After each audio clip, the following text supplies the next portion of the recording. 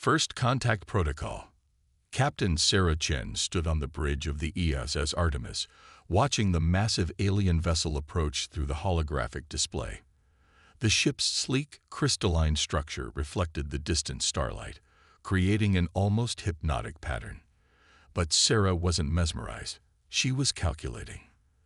"They're maintaining standard approach vector, Captain," Lieutenant Rodriguez reported from his tactical station, following every protocol in the First Contact handbook to the letter. Sarah nodded, a slight smile playing at the corners of her mouth. The aliens clearly expected humans to do the same. That's what made humanity's next move so effective. "Launch the diplomatic pods," she ordered.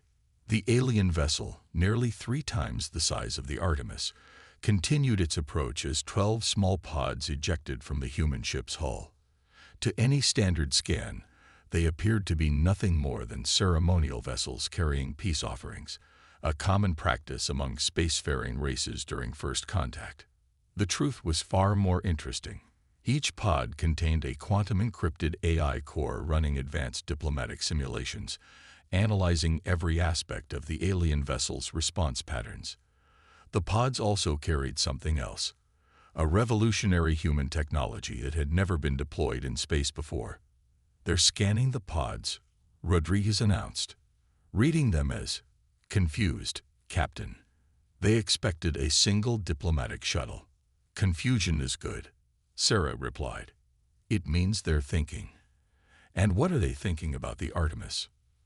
"Their scans are focused entirely on our visible weapon systems, all traditional configurations, exactly as Earth Command specified." Sarah's smile widened. The aliens were looking for what they expected to see, the standard armaments any civilized species would carry. They weren't looking for what wasn't there.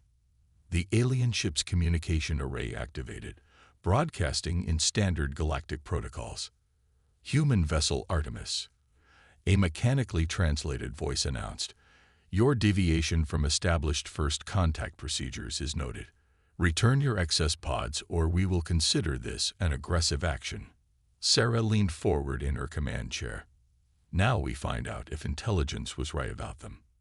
The pods continued their approach, maintaining their ceremonial formation. The alien vessel's energy readings spiked, a warning gesture by the book. "They're charging weapons, Captain," Rodriguez reported calmly. "Good. That confirms intelligence's assessment. These aren't peaceful explorers. They're testing our defenses. Deploy countermeasures." The pods suddenly accelerated, each one splitting into 3 smaller units. In seconds, the alien ship was surrounded by 36 objects, each broadcasting a different diplomatic frequency. "Their targeting systems are scrambling," Rodriguez announced with satisfaction. "The multiple diplomatic broadcasts are overloading their threat assessment protocols." The alien vessel's weapon ports opened, but their targeting arrays couldn't lock onto any single threat. The pods weren't acting like weapons, weren't moving like weapons, and their emissions matched no known weapon signatures. To the aliens' rigid combat computers, they simply didn't compute as a threat. That was exactly what Sarah had counted on. "Initiate Phase 2, she ordered. The pods activated their primary systems, quantum field generators that began creating microscopic spatial distortions around the alien vessel. Not enough to damage it, but enough to disrupt their sensors, weapons, and communications. "Their systems are going dark," Rodriguez reported. "Shield harmonics destabilizing. They're completely blind." The alien vessel hung in space, its weapons powered but useless, its communications reduced to static. They had expected a formal first contact with a primitive species following established protocols. Instead, they'd encountered something their 1,000-year-old combat doctrine had never prepared them for: human innovation. Sarah opened a channel to the alien ship. "This is Captain Chen of the Artemis. We detected your weapons preparing to fire the moment you entered this system. Your ship matches known configurations of the Drachnid Dominion's conquest fleets. Did you really think we wouldn't research our neighbors before making first contact?" There was a long pause before the alien vessel responded. When they did, The mechanical translation couldn't hide the mixture of shock and respect in their voice. "Your tactics are unprecedented," the alien commander admitted. "Our mission was to assess your species' military capabilities. We did not expect this. Humanity has survived countless wars by learning to expect the unexpected," Sarah replied. "We're happy to establish diplomatic relations with the Dominion, but it will be as equals, not as your next conquest. Our pods can maintain this field indefinitely, or it can reconfigure for ceremonial gift-giving. Your choice." Another pause, longer this time. Sarah could imagine the chaos on the alien bridge as they tried to comprehend how thoroughly their plans had been disrupted by simple diplomatic pods. "We accept your terms for diplomatic relations," the alien commander finally responded. "You have given us much to report to our superiors." Sarah nodded to Rodriguez, who began powering down the quantum fields. "Welcome to human space," she said. "I think you'll find we're full of surprises." As the pods reformed into their ceremonial configuration, Sarah couldn't help but smile. The Drachnid Dominion had come expecting to find another primitive species to conquer.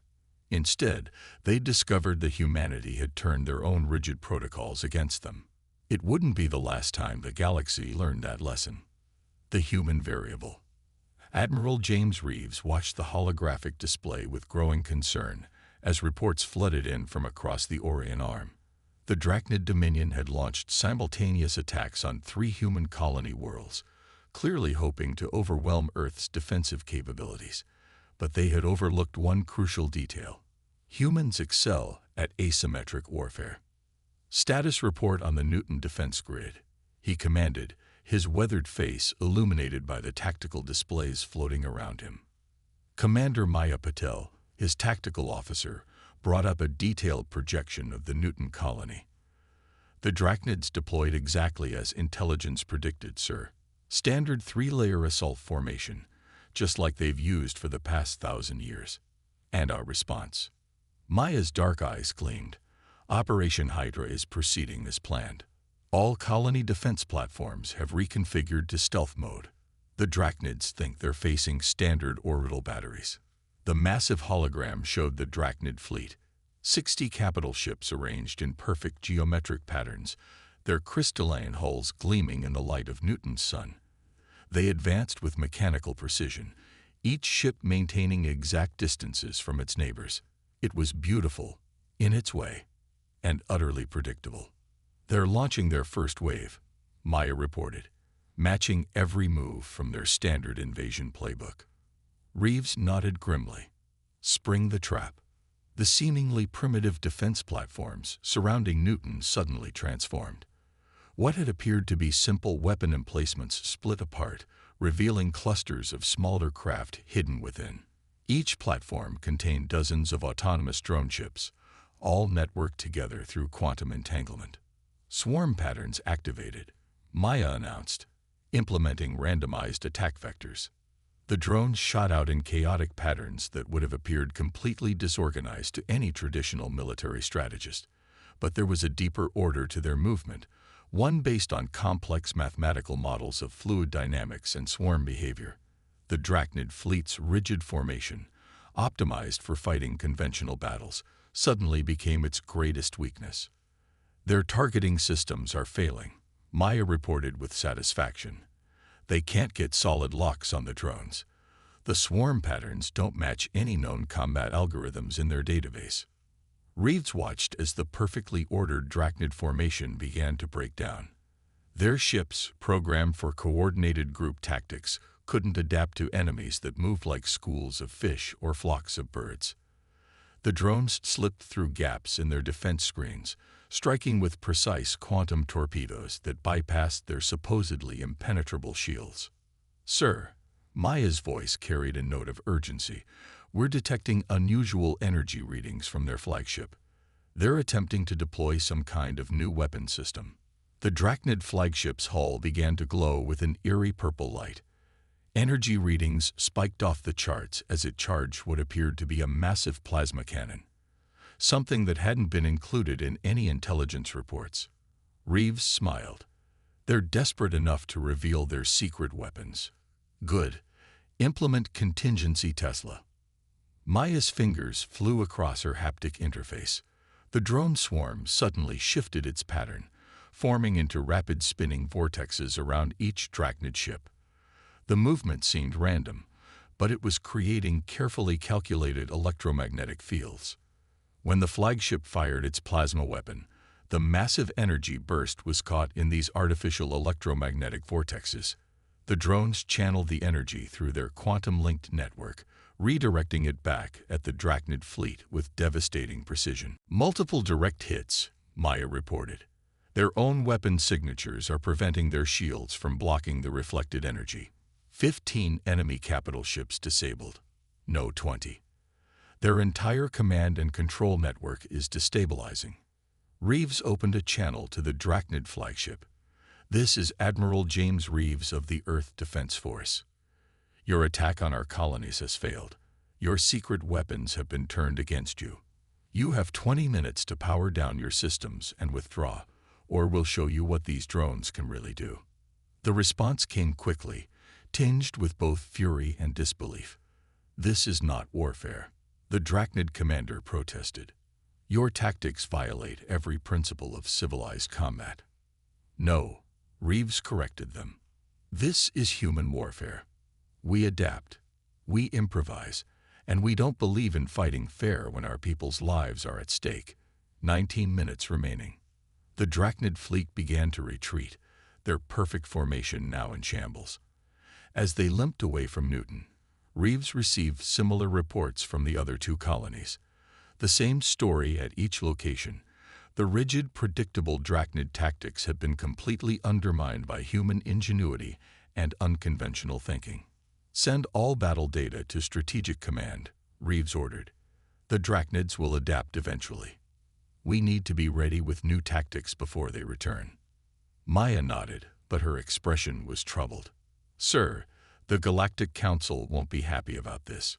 We've completely ignored their combat protocols. They'll say we're destabilizing the established order. The established order already changed the moment humanity reached the stars, Reeves replied. The galaxy just hasn't accepted it yet, but they will. One way or another, they'll have to. As cleanup operations began around Newton, Reeves studied the battle recordings. The Drachnids had brought overwhelming force and thousands of years of military tradition to this fight. Humanity had brought innovation, adaptability, and the willingness to break every rule in the book. It wouldn't be the last time they had to teach this lesson to the galaxy. Swarm intelligence. Dr. Amara Patel stood before the Galactic Council's emergency session, her quantum tablet displaying the battle data that had thrown the galaxy's military establishment into chaos. The council chamber's crystalline walls reflected the agitated movements of dozens of alien species, all demanding explanations for humanity's unprecedented combat techniques. You've created an abomination, declared High Commander Zixtal of the Drachnid Dominion, his scaled skin flickering with patterns of rage. The integration of artificial intelligence with human neural networks in combat violates every principle of warfare we've established over millennia. Amara adjusted her Earth Defense Force science uniform and met the alien's gaze steadily. What you call an abomination, we call evolution. The neural swarm network simply amplifies what humanity has always done best: adapt and innovate. The holographic display activated, showing footage from the recent battles. Hundreds of drone ships moved in perfect synchronization, guided by human pilots working in harmony with advanced AI systems. Traditional military formations shattered against these fluid, unpredictable attack patterns. Your species has barely achieved interstellar travel, another council member protested, their bioluminescent tentacles pulsing with agitation. You cannot simply ignore thousands of years of established combat doctrine. Why not? Amara challenged. She brought up new data streams showing the casualty figures from recent conflicts. Our methods have reduced civilian casualties by 90%. They've prevented the destruction of vital infrastructure. They've made warfare more precise, more controlled, and ultimately more humane. The chamber erupted in overlapping arguments. Amara waited patiently as the council's automated translators struggled to keep up with the cacophony of alien languages. Finally, the council president, a towering crystalline being named Valor, raised all four of their arms for silence. Dr. Patel, Valor's translated voice carried both curiosity and concern. Explain to us how this neural swarm network functions. Perhaps if we understand it better, we can find a compromise that maintains galactic stability. Amara nodded and adjusted the holographic display. The NSN is based on a simple principle: the human brain's capacity for creative problem-solving, combined with AI's ability to process vast amounts of data in microseconds. Our pilots don't just control the drones. They form a symbiotic relationship with them. The display showed human pilots in their neural interface pods, their minds linked to both their AI partners and their drone swarms. Each pilot's intuition and tactical instincts are amplified by the AI's processing power. The drones become an extension of human consciousness, moving with the fluidity of thought itself. But this makes combat unpredictable, chaotic. Zixtol protested.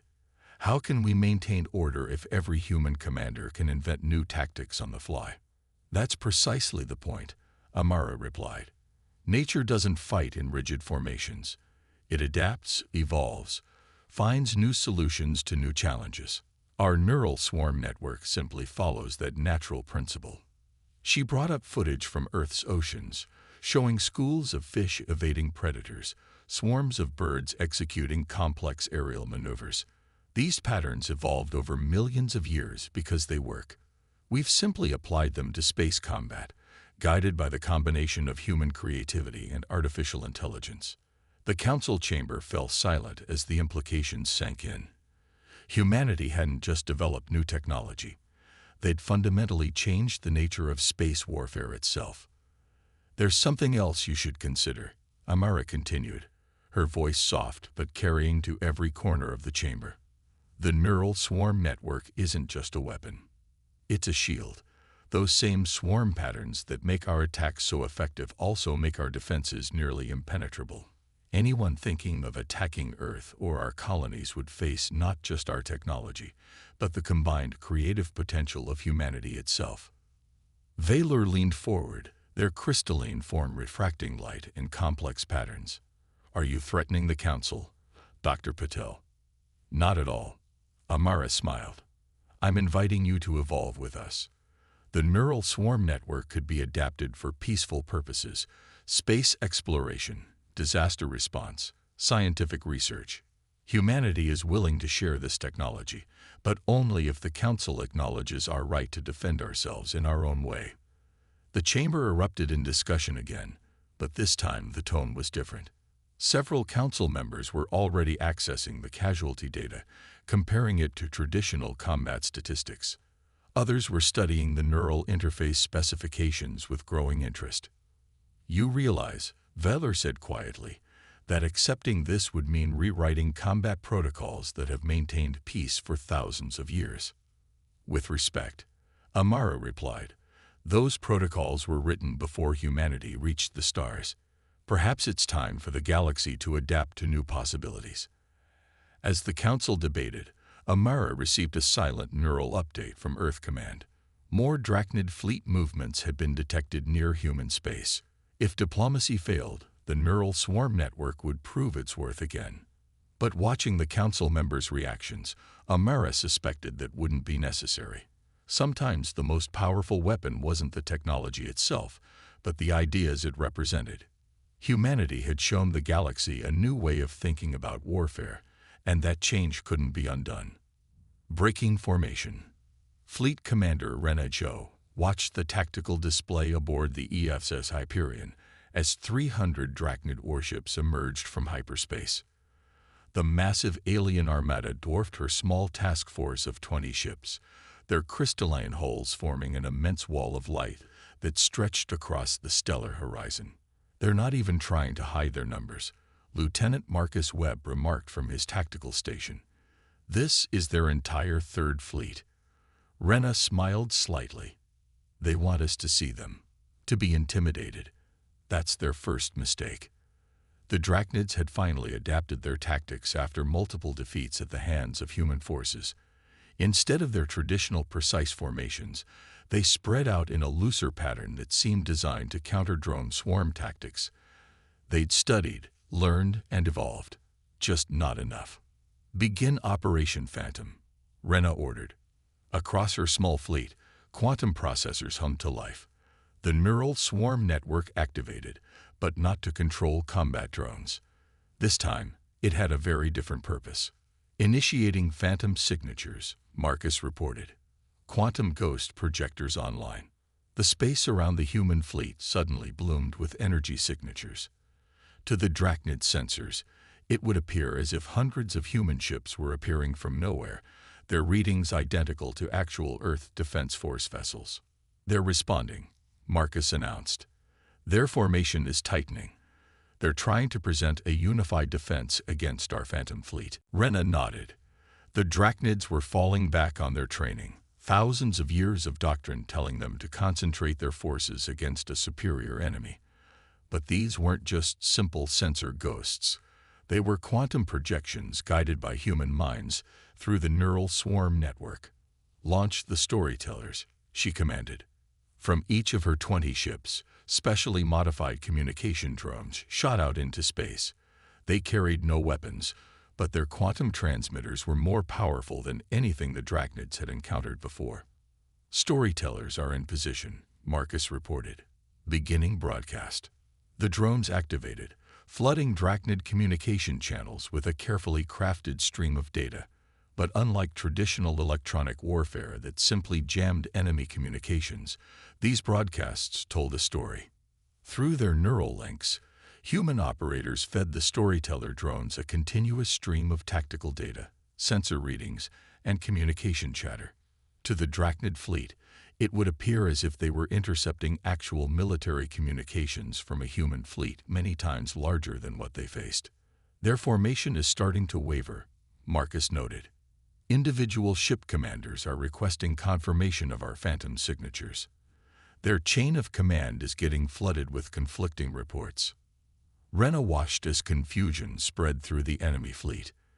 The Drachnids prided themselves on perfect information and coordinated action. Now they faced an enemy they couldn't properly count, whose communications they could intercept but couldn't trust, and whose very presence seemed to defy their sensor readings. "Phase 2, she ordered. "Begin the dance." The Phantom signatures started moving, executing impossibly complex maneuvers that no real ship could perform.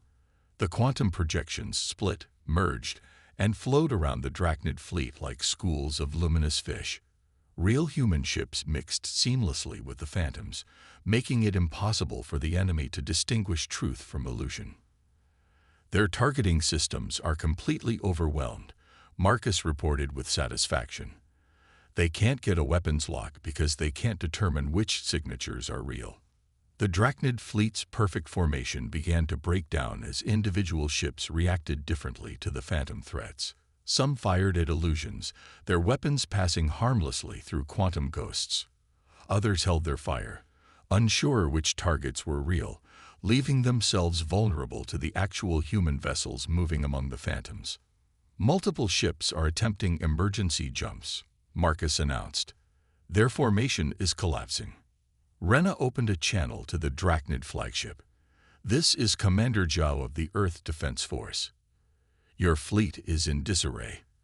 You're firing at shadows while real threats move freely among you. Withdraw now, or we'll show you just how many of these signals are actual ships with active weapons." The response came quickly, tinged with both fury and fear. "This is not warfare," the Drachnid commander protested. "You create illusions, tell false stories, deceive our sensors. Where is the honor in such tactics?" "Honor," Rena replied calmly. "We're defending our people against an enemy that outnumbers us 15-1.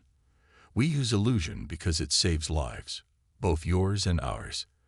The truly dishonorable choice would be to waste lives in a straight fight when we have better options." As if to emphasize her point, one of her real ships emerged from among the Phantoms, its weapons passing through multiple ghost signatures to strike a Drachnid vessel's engines. The damaged ship's crystalline hull crackled with energy as it lost power, but its crew remained unarmed. "That was a warning shot," Rena continued. "The next one won't be.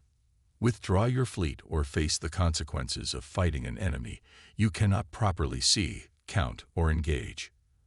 The Drachnid fleet began to retreat, their once perfect formation now scattered across space.